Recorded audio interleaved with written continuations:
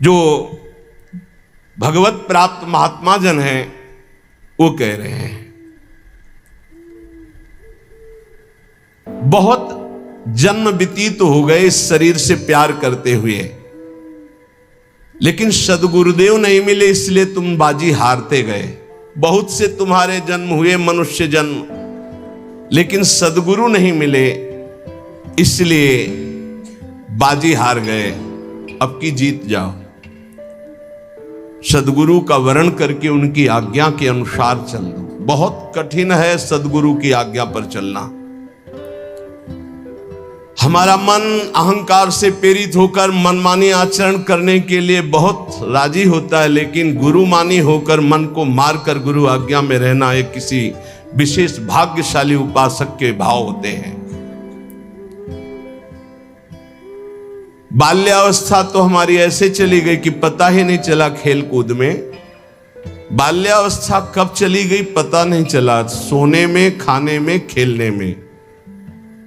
और जब जवानी आई तो बाम कहते हैं प्रतिकूल काम आकर्षण शरीरों में।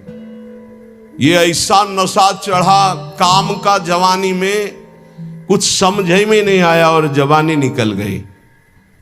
तरुणाई सुख बाम में खोयो, डंके की चोट में काम ने तुम्हारी यौवन अवस्था को नष्ट कर दिया।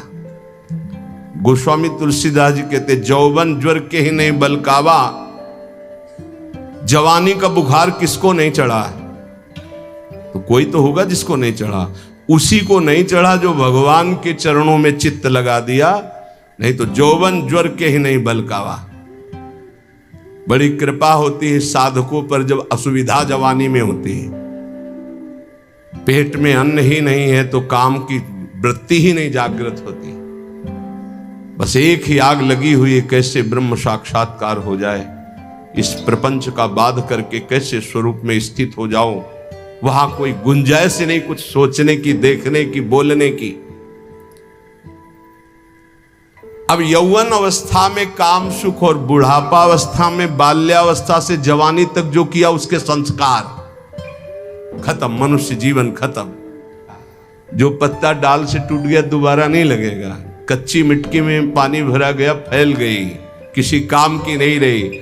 ऐसे ही बुढ़ापा के बाद एक अवस्था आती मृत्यु, फिर मानव जीवन गया, फिर अन्य योनियों में भटकना पड़ा। चाहे जितना तुम पुण्य करके चाहे जिस लोक में जाओ, तीनों लोकों तक काल का नगाड़ा बजता है। हर समय वो विनाश लीला करता रहता है।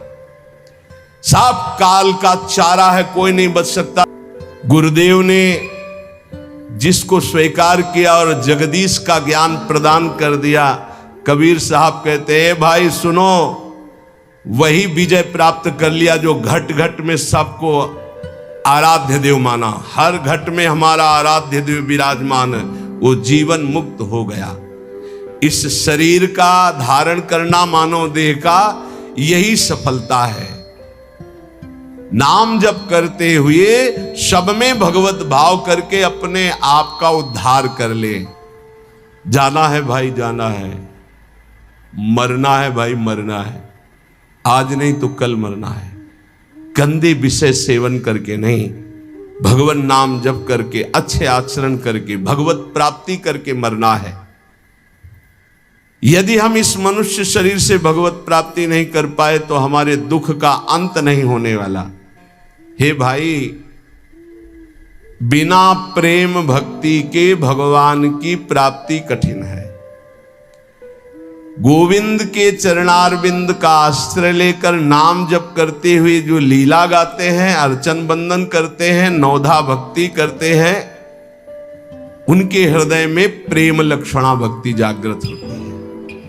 ये प्रेम लक्षणा भक्ति साधु संग से आती है।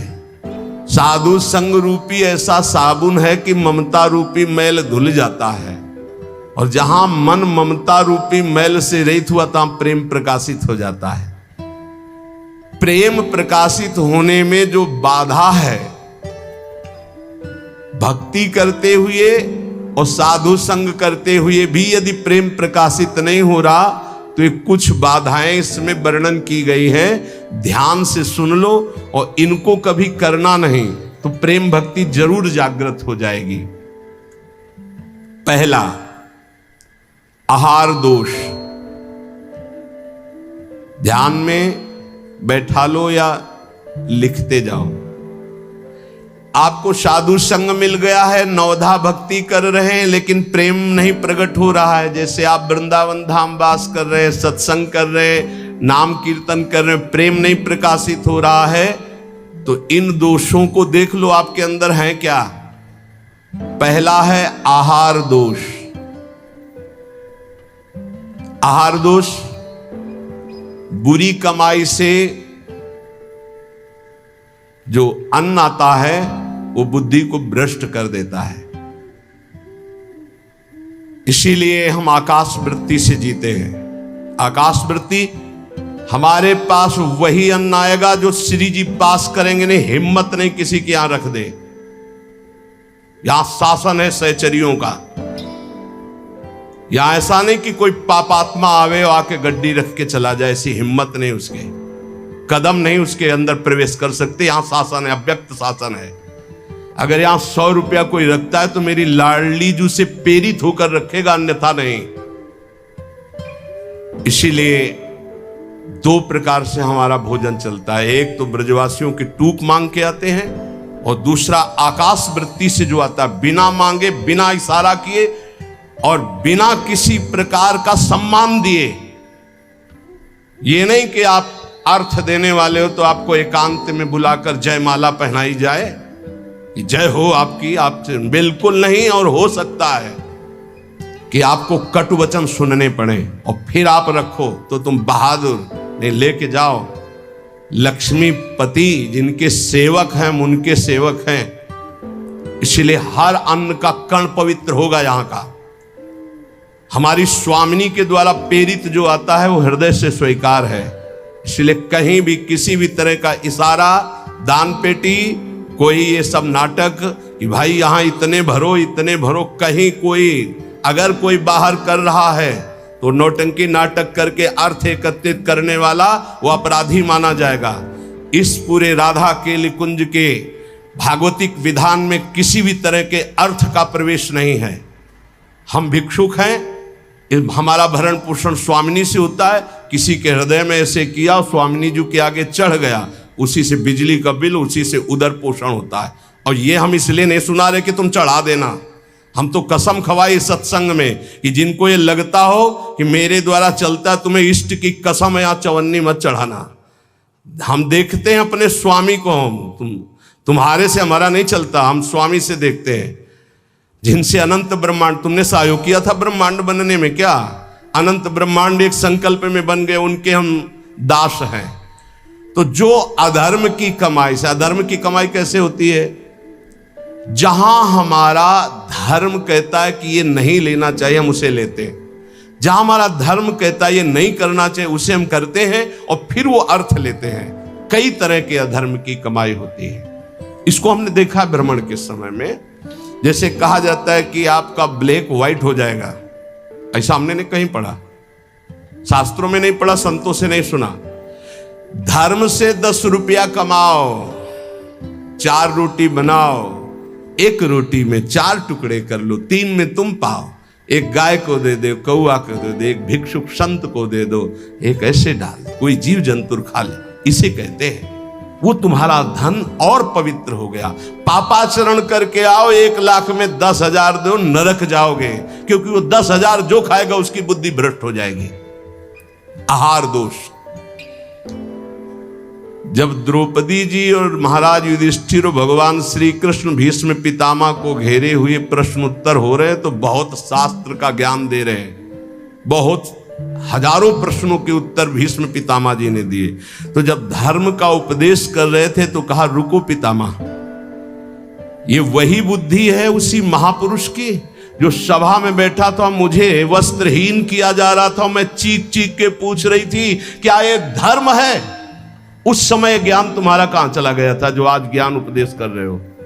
तुम मुस्कुराए और कहा, बेटी तुम्हारा प्रश्न धर्मयुक्त है। वो सब बह गया। 6 महीने बाणों की सैया पर वो खून बह गया है। इस समय मैं शुद्ध हूं, जो प्रश्न करोगे ठीक धर्मयुक्त उत्तर होगा। उस समय पापी दुर्योधन का अन्न खाने से मेरी बुद्धि मलिन हो गई थी। तो पहला दोष है आहार दोष, बुरी कमाई का, चोरी के पैसे का, दूसरे के हक का, अन्न या जबरदस्ती कर लेने का। इस तरह का जो धन है उससे जो खान पान है ये बुद्धि को भ्रष्ट कर देता है। जैसे ब्याज दर ब्याज, अब वो आपको पैसा मिलेगा तो फिर वो आपकी बुद्धि में भजन नहीं होने देगा। संकल्पित अन्न मिलेगा, कभी किसी का ऐसा दिया हुआ साधक को या गृहस्थ बट रहा है हलवा, भूखे मर रहे हो, ऐसे हाथ फैला दिए, तुम गृहस्थ हो, वृंदावन आए हो, एक दिन उपवास कर लो, थोड़ा सा कुछ लेकर पेट में डाल लो जो तुम्हारा धर्म की कमाई का, दूसरे का हलवा मत खाओ। मान लो हमारी बात, सारी बुद्धि नष्ट हो जाती, सुकृत नष्ट हो जाते हैं। दूसरा, शरीर को स्वस्थ रखिए।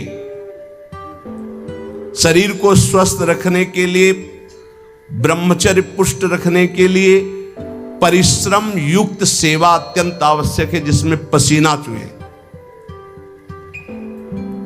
ये दिनचर्या आज की नहीं है जो आप देख रहे हो कि 1:30 बजे उठते हैं, तो ये आज की नहीं, ये जीवन की दिनचर्या है। सूर्य उदय होते होते परिक्रमा वृंदावन की हो जाती थी। अपनी रात्रि में उठे, 45 मिनट व्यायाम, 48 मिनट प्राणायाम, छड़ी उठाई, पूरे वृंदावन की परिक्रमा एक सांस में। इसके बाद आके श्री जी की मंगला, गुरु जी की सेवा में 9 बजे तक, फिर आके श्रृंगार, फिर गुरु जी की 2:30 बजे रोटी मांग करके एक बार 24 घंटे में, वो भी न सब्जी न दाल। ऐसे थोड़ी भगवत मार्ग की निरंतर भगवदाकार वृत्ति प्राप्त की जाती है। अस्वस्थता ये भी बाधक है, जब तक वृत्ति भगवदाकार ना हो जाए। अगर भगवदाकार वृत्ति है तो कोई फर्क नहीं पड़ेगा। भगवदाकार वृत्ति नहीं है और आपको केवल ऐसे ही नकली वो करके अल्ट्रासाउंड ऐसे और आपको बता दिया जाए कि आपकी किडनी थोड़ा दोष युक्त हो रही है, भजन करके दिखा देना, डिप्रेशन में पहुंचने लगोगे।